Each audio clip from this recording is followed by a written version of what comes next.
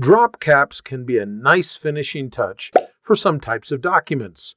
Word allows you to very easily create different types of drop caps and to adjust how those drop caps appear.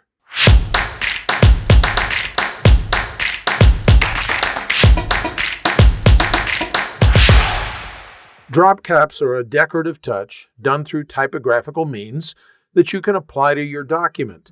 Drop caps are traditionally done with the first letter of a chapter or some other major section of a document. To create drop caps, all you need to do is make sure that the insertion point is within the paragraph that you want to have that drop cap. You'll note that the insertion point is at the very beginning of this paragraph, but it could actually be anywhere else within the paragraph. Now all you need to do is display the Insert tab of the ribbon, and over here at the right side, notice that there's a tool that says Drop Cap. I can click on that, and Word displays options for how this drop cap could look. Note that as I scroll over the options, the document is changed to show the appearance of that particular drop cap. Typically, your drop cap will be the one that says dropped right there. When I choose that, notice that the first letter of that paragraph is now very large, and the text wraps around that initial letter. If I feel that that letter is too big, for instance, I may only want it to be 2 lines high, then I can make that change with the drop cap tool. I'm going to go ahead and press Ctrl Z to undo the drop cap that we just added.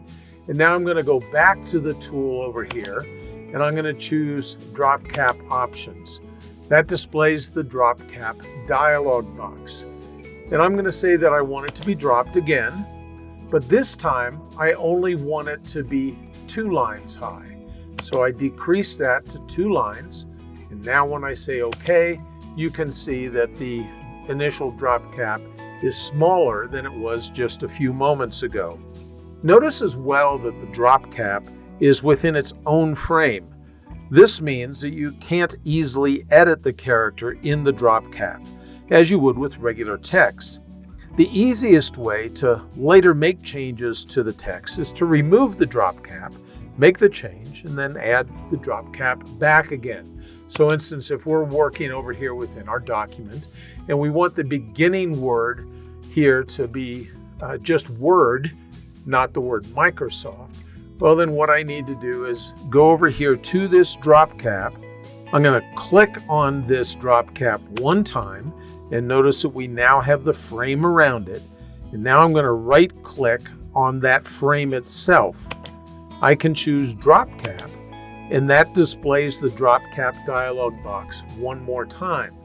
Now I can go None and click on OK. Now the drop cap is gone.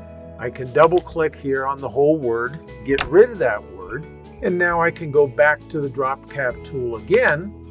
Notice that it's 3 lines high, that's the default, but I'm going to go to the options and choose dropped and go again down to 2 lines and say OK.